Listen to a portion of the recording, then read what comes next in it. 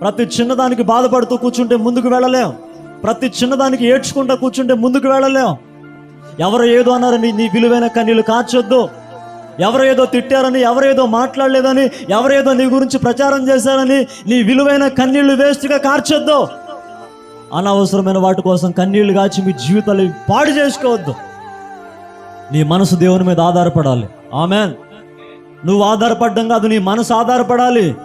నీ మాటల్లో కాదు దేవుని మీద ఆధారపడ్డామని చెప్పడం, నీ మనసు దేవుని మీద ఆధారపడాలి. ఎవని మనసు దేవుని మీద ఆనుకొనునో వాడిని పూర్ణ శాంతి గలవానికి నా దేవుడు చేస్తాడు. ఎందుకు నీ మనసులో శాంతి లేదు, సమాధానం లేదు, నెమ్మది లేదు, ప్రశాంతత లేదు? నీ మనసు దేవుని మీద ఆనుకోలేదు.